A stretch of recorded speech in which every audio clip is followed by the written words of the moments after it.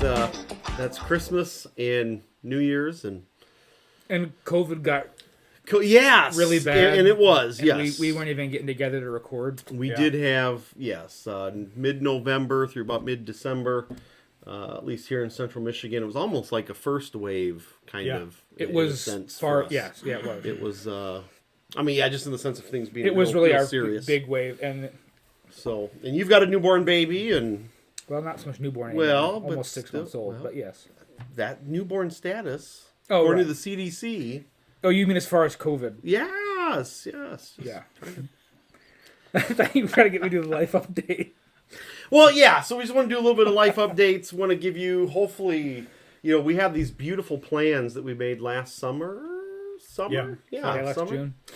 And we're behind. Like by months. Just a little bit. No, just a little bit. And so yeah, I don't know. We've survived all the crazy COVID-ness.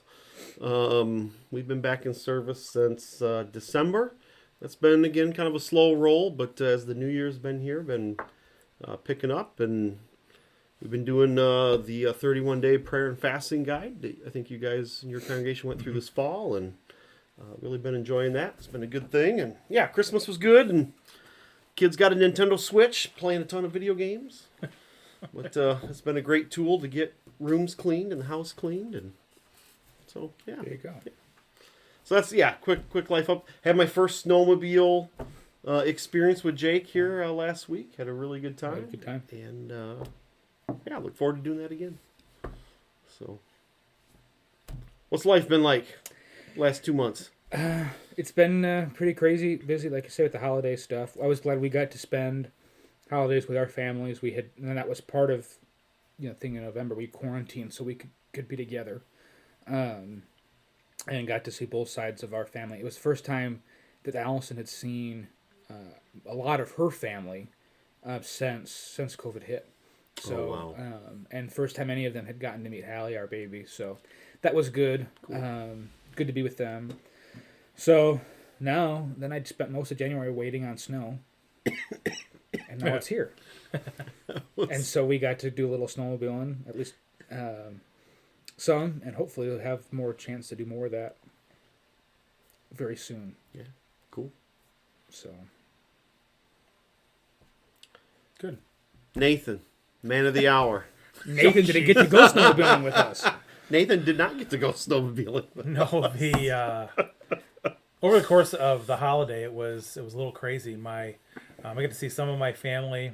My mom contracted COVID, and she is still in the hospital.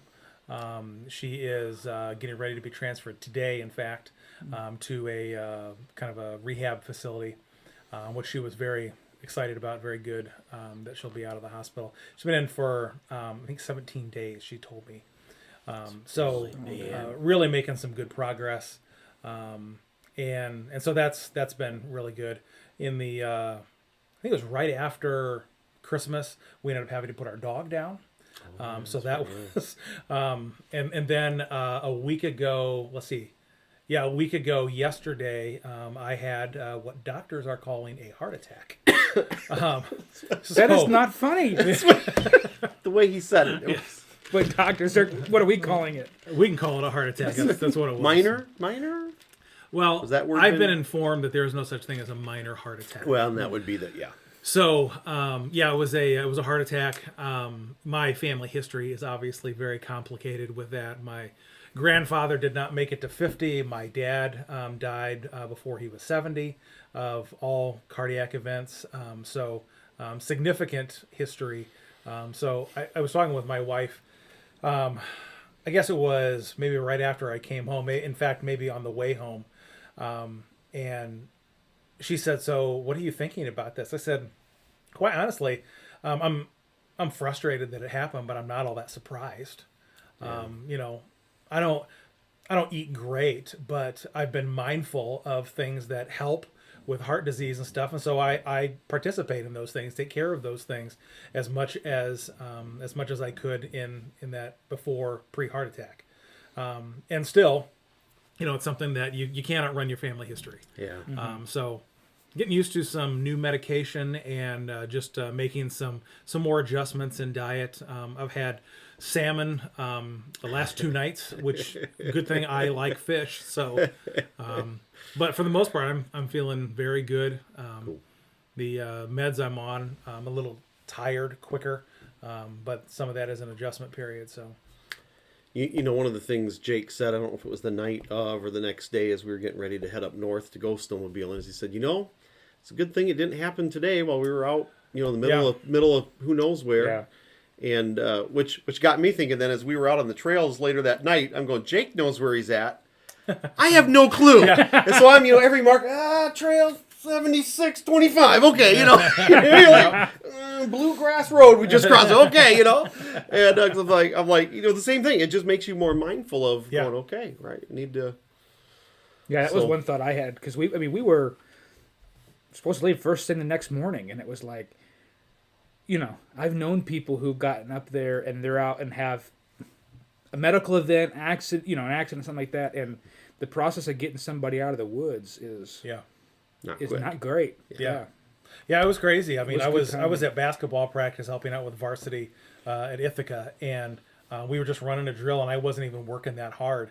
It was just kind of an offensive, defensive drill, and the drill got done, and I was fine during the drill. And the drill got done. We shifted what we were doing, and all of a sudden, I was just sweating like crazy, pain in the middle of my chest. So I excused myself from the gym and went out into the hall where it was a little cooler, and I could not cool down, and the pain in my chest wouldn't go away. So I waited for a few minutes, but decided, well, I'm going to go to the hospital. So drove myself to the hospital, which my aunt and many others have been chastising me about. But not just that you drove, but if you know our community, it's not a short drive. No. It was like 10 miles through fields. That. Yeah. But I found out, it was kind of funny. Man. Now I don't know. That was about 4:30 in the afternoon. And when they tried to transfer me to Midland, there were no ambulances available. Now, they were out on other calls and stuff. So somebody had to come from neighboring Montcalm County and come take me all the way over to Midland. Now, I don't know if that would have been true if I had called at 4:30. There probably would have been somebody available, but I could have likely been waiting. Just as long. You're right. So, but at any rate, I've been told that I should not be driving myself to the hospital with a cardiac emergency. Yeah. Well, and they would have just taken you to they take you to the closest hospital to make sure you're stabilized anyway. Right. So you would have. Yeah. Well. So I'm fine. Everything is good now. So that's the thing. So, because we were supposed to have a meeting that night. Yeah. And so he texted me and said, "I'm at the hospital. I think I'm having a heart attack. And no, this is not a joke."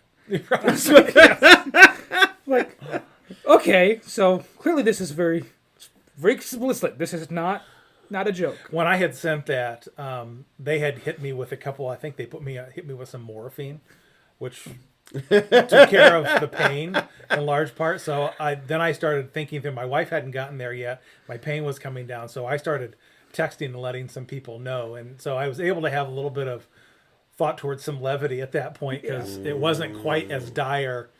I mean, everyone else was acting really crazy around me, but I was like, well, all right.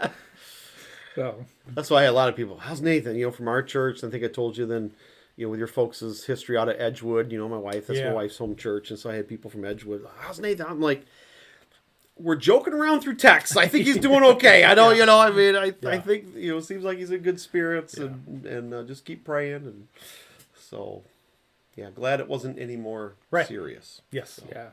Yeah. This doesn't seem to be the kind of debilitating thing where it's going to limit even my activity level. Really? Okay. So that's good. I have an appointment with a cardiac rehab, I think, in February. And so they'll start doing some kind of analysis. They'll put me on a treadmill and all that kind of stuff and see see how my heart responds. But good for now. Praise the Lord. Yeah. Grateful for that. Absolutely. Well, let's maybe give a little preview to hopefully what we hope to accomplish for the rest of the winter and into the spring, and maybe up to the summer. May? I mean, we haven't mapped out What are you through looking May. at me for? Because you're Well, the because brains of this thing. What am I looking at you brains. for? We had planned through to this would be a September to May Yes. podcast, Yeah. right? So we take the summers off, which turns out we take a lot more time off than we planned.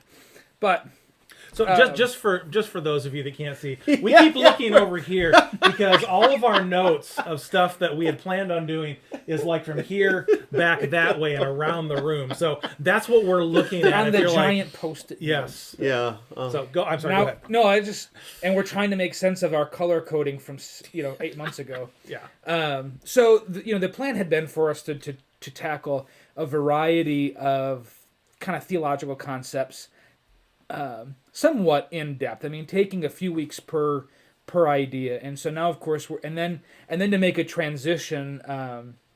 It looks like about the springtime, the last few topics being more practice based things, and not necessarily theological, but just kind of life and ministry things.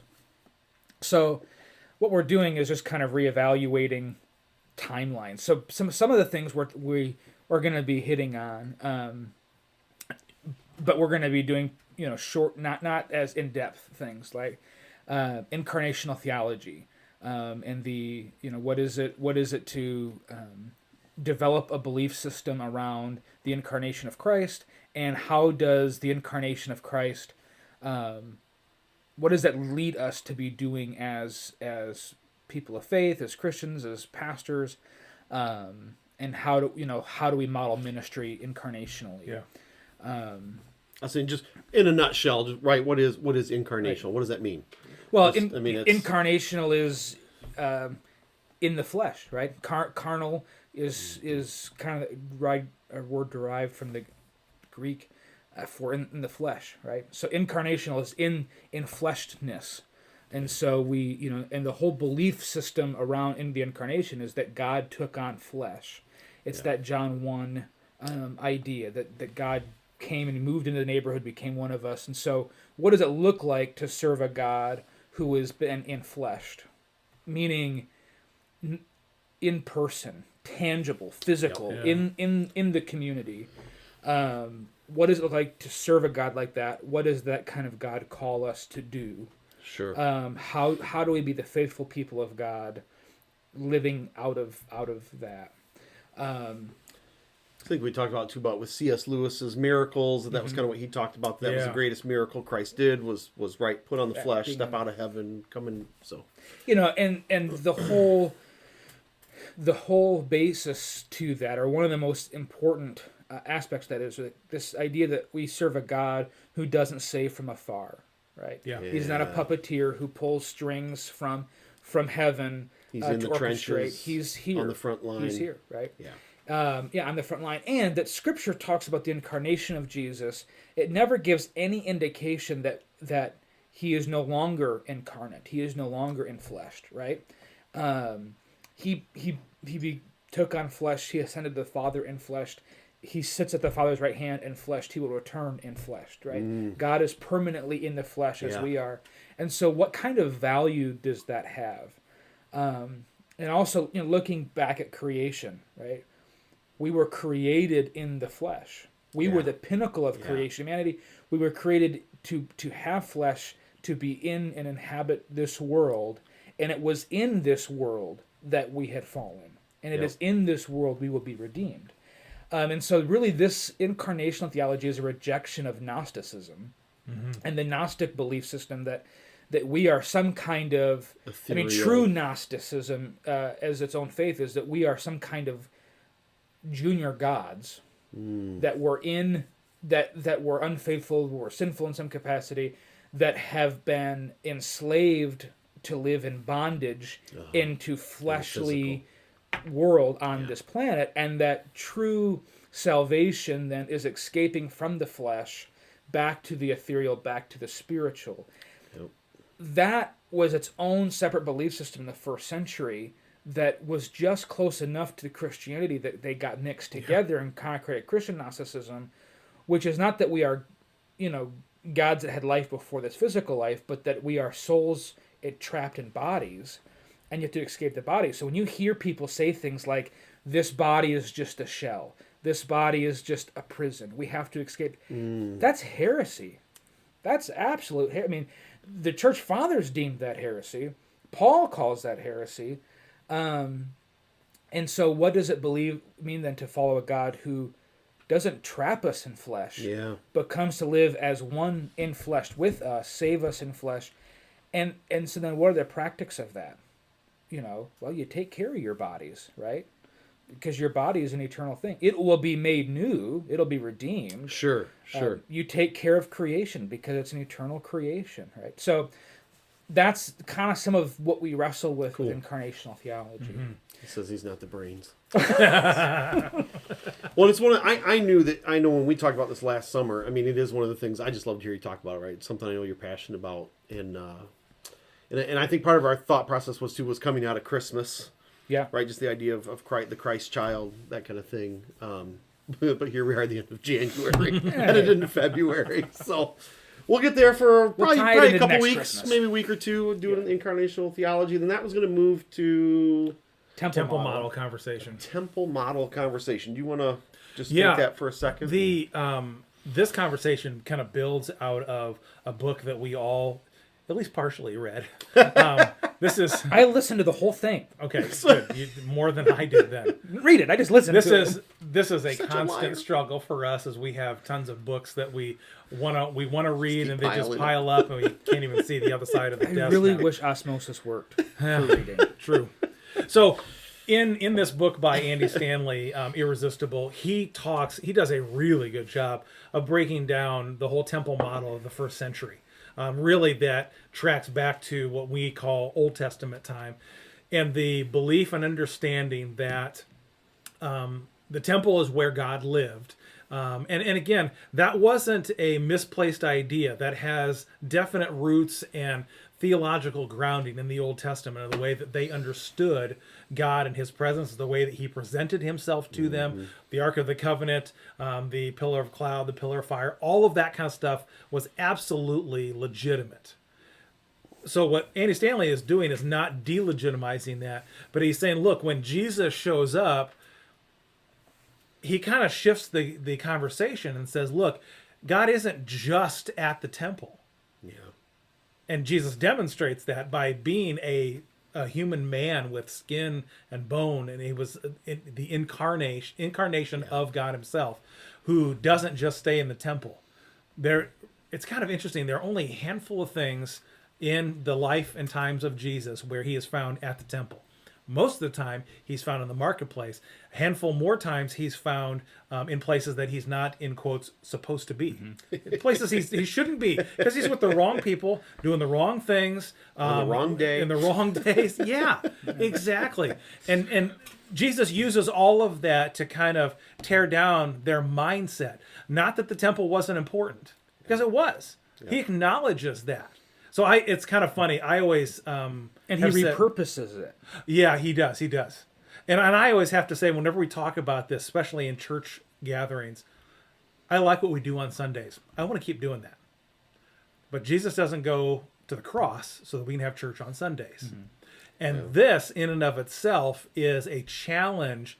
Now, we hear those words and go, well, of course. What, are you kidding me? Of course he didn't go to the cross so we can have church on Sundays. But that's not often how we act. Right. We're still kind of engaging in that temple model that, well, if you want to find Jesus, you find him at 11 o'clock on your local church gathering on a Sunday. And Jesus is saying, no, that's not. So in that temple model conversation, we just want to kind of unpack that mindset of that is something that needs to die if the church is going to take its steps into the 21st century and what God has intended for his church. And that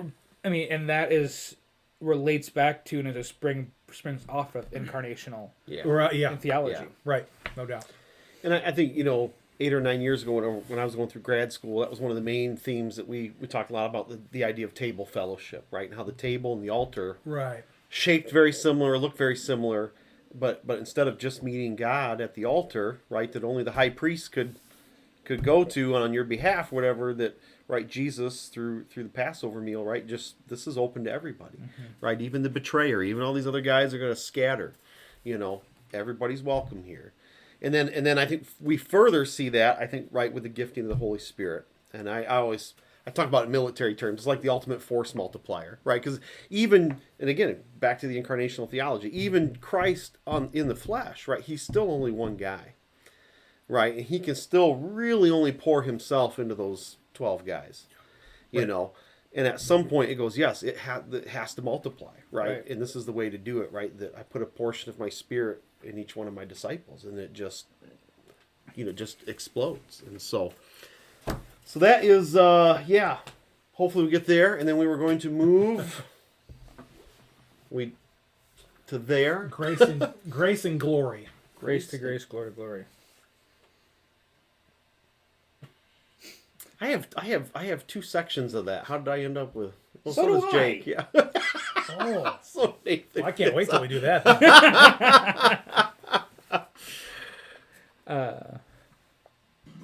So Reese, what book was that from Grace to Grace? Yeah, that's the book. Well, I know who's. I don't have it. Mark Quanstrom. Mark Quanstrom. Quanstrom. Nathan has the book. I have the book. Nathan has the book, and he's got the 1 week, and Jake. I have to, well, okay. It's a conversation about sin and what the work that Christ does and how we are, and Scripture uses that language of from glory to transform from glory to glory, right?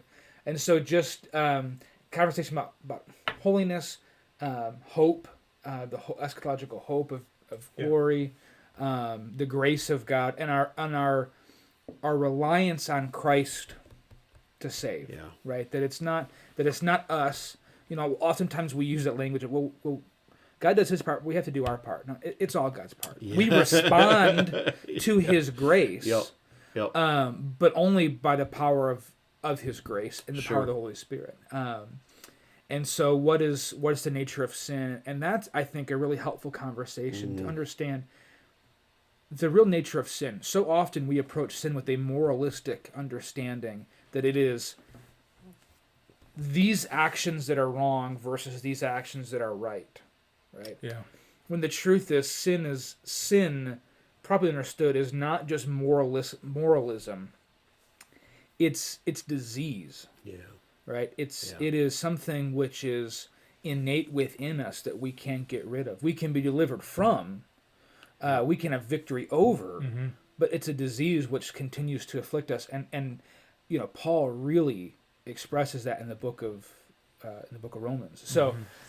So talking about basically some of those, it's a little bit soteriology, how it is God saves. It's a little bit eschatology, and what is the nature of all of those things, and then from there, kind of moving into some of the practice ideas, more practical things. So we're hoping to cover things like, go ahead. So leading into that, hopefully in April, leading through change. Because there's been no change at all this last year. And we know what we're doing. We've got it all figured out. We can tune in and find the answers to all of your questions. Yeah, not till April though, so you'll have to hang tight till April. We got till April to figure it out. I'm just looking at some more notes. They're kind of your guys' merger story on the church and an ever evolving project. Well, that's probably the way it should be, right? And that idea of casting a vision, right? Casting a vision, getting people on board. We got momentum and gathering support, which is important for any organization, right? Any leadership when you're trying to. And again, and I think we've come back to this several times, but I think all of us were in a good spot a year ago, right? Coming into a new year, you guys had just merged. There was momentum. We just started our gathering service. Same thing. We're starting to see some really good things with that, and then. Yeah, and again, and I've heard this from several other pastors, right? Everybody, I think in early 2000 was just, I think, coming into some really good things, and then COVID hit, and early 2020 or 2020. What did I say? 2000. 2020. That was 20 years ago. 2020. That's right. I was coming into good things. I was Stop 9. it! Oh, please. And then what do we have there? Do's and don'ts. Yeah. So we can talk more about the don'ts maybe than. Well, that's a lot of good stories there. That's and I think one thing to and this is becoming more evident as for us as we continue to do this, is grief, the role of grief in change, and how as leaders how we handle grief, and because sometimes our inclination is to discredit it, but then where does that lead us? Yeah. So that's kind of, and that comes to my mind because that's very present. Sure. Where we're at right now. Yeah. Well, and I mean, the church will probably never be the church that you or I grew up in, or our parents grew up in. Certainly what our grandparents grew up in. And so, again, I think that leading through change, the idea of being adaptable, of being, how do we still get to worship and have some sort of fellowship through a pandemic, right? Yeah. How do we continue to make disciples, right? How do we continue to share the gospel message? All those. Yeah, and what you just said there about how the church will not be the same church that we grew up in, certainly that was 40, 50, 70 years ago. That's never going to happen. So there's two things I think that play into that. One, that is the reality. We have to be willing to accept it. To deny it simply means you're prolonging an inevitable death. Yeah. The other part is to give space, like you said, for the grief of that. So just because it is going away doesn't mean that we can't dig our heels in, because that's foolishness. But we can't just expect everybody to turn the page and go, oh, well, I guess it's on to the next thing, because for a lot of folks, that's going to be extraordinarily painful to say goodbye to something that was so meaningful, a form of worship or church that they got saved under. And they go, well, this is my story. Okay, this change doesn't delegitimize your story. Right.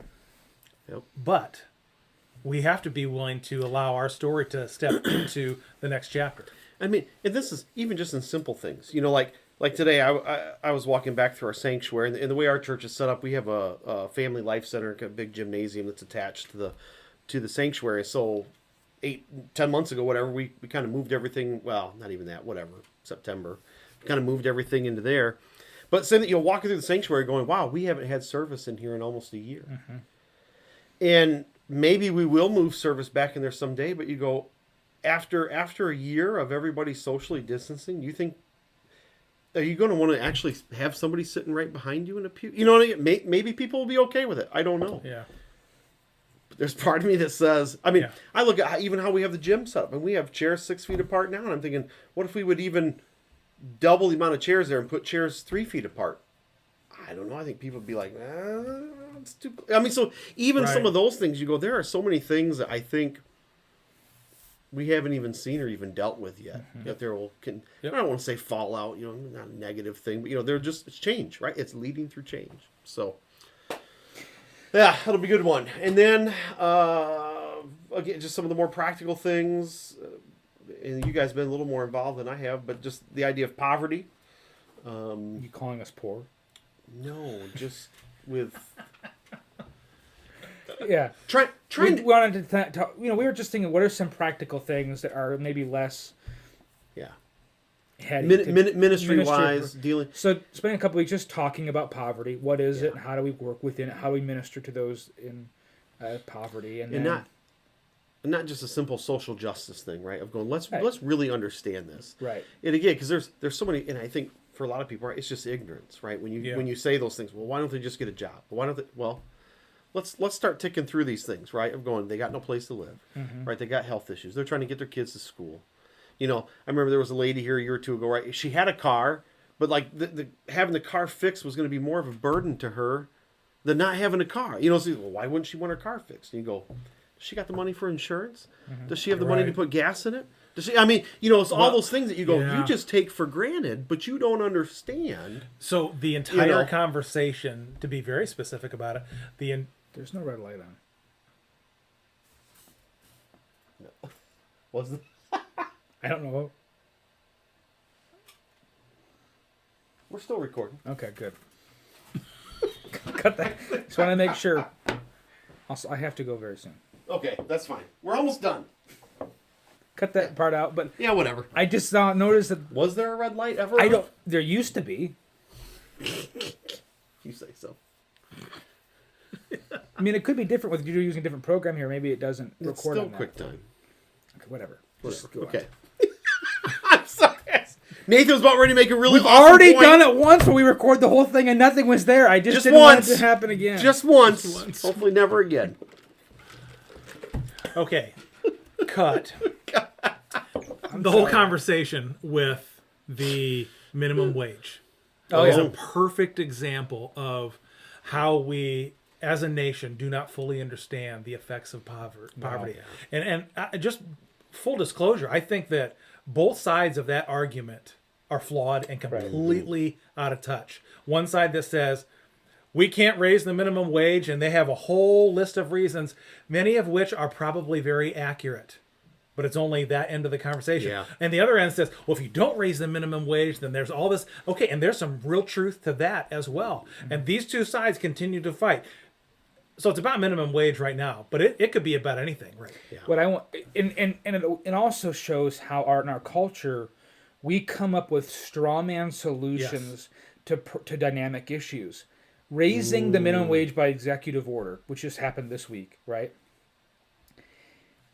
creates more problems than it solves. Because, not just because of economics, right? So where's the conversation about restructuring tax brackets for all of these people who are now going to be making $15 an hour? When they were making you take the taxes out of it, they're actually making less. Not just taking the taxes out of it, but when you come to doing a tax return at the end of the year and having to file, and all, I mean,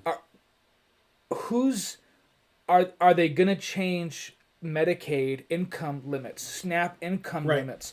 Because $15 an hour still doesn't guarantee you a livable wage. So are they going to change those? And there's no conversation around that. Yeah. But we feel good about ourselves because we've raised the minimum wage, doggone it, and we've done something. We care about people in poverty. And that raise of minimum wage then has impact on the benefits that those individuals receive and bumps them out of something that was helping their family. So now they're not getting these benefits, but they also can't afford to make up the difference. It's called the benefit cliff. And actually, for a family of four, now this can vary by community, but for a family of four, the hourly wage is to jump from $15 an hour to $21 an hour. That's the jump you have to make. Wow. To break even. Because anything in between there, you actually come up short with the loss of benefits. Yeah. Again, not to be careful here that we're getting into too much whatever. But watching the Glenn Beck and the Brent, I think it's Weinstein is how to pronounce his last name. I mean, he kind of gives, like Brent does, kind of a cliff note, kind of the last 40 or 50 years of economics. And he's a brilliant guy. And he said in 71 or 72, I forget exactly what it is, but there's something that really shifts there. That you can no really longer have just that one person working to provide everything, right? And we've been on this trend for 40 years now. And so, and again, and not to be ageist or pick on our older, but you hear more of those, I think, stereotypical things about people in poverty from your older generation. Well, why don't they just get a job? Why don't they? And you're like, because it's not like it was 50 years ago. Right. They could just get a job and then for us, because we can sit around and bemoan all of this stuff and it'll all be legitimate. Yeah. But ultimately, what is the church's role in helping that situation? Yeah. Because again, I think we've hinted at this and maybe even said it out loud, that the church has relegated its responsibility into those areas when the government said, well, we'll take care of them. And the church went, okay, we'll just we'll play on our own little pond here of church world, and we don't have to be involved in the brokenness of the rest of it. And that is... birth the church growth movement. Yeah. I won't say any more about that. So there's a lot for us to discuss there. So we have poverty, which we only have 2 weeks down, but maybe there'll be more. Might be more. And then one of the other themes there of wholeness, again, just looking at spiritual, emotional, physical, mental health.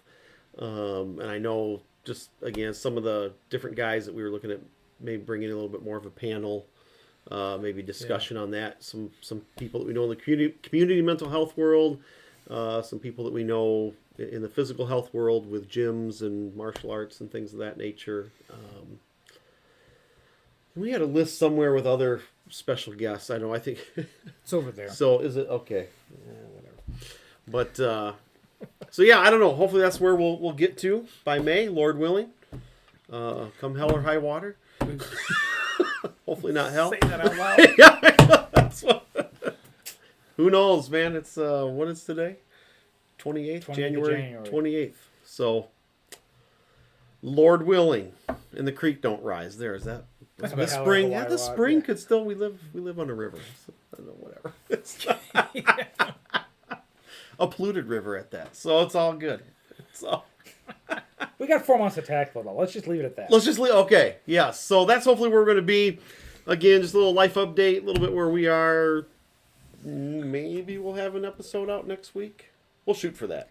Well, we've kind of set the standard high. We gotta. We've got. You just tell everybody what we're going to talk We about. are. If we don't We get are. our There'll be an button gear. episode Thursday. I don't know. We'll see. We'll have an episode out next week. We're so organized. We are. Dude, look at this. Clearly, Amazing. evidence of this discussion. Organized. Hey, God bless you all. Thanks for watching, and yeah, keep us in your prayers, and we'll continue to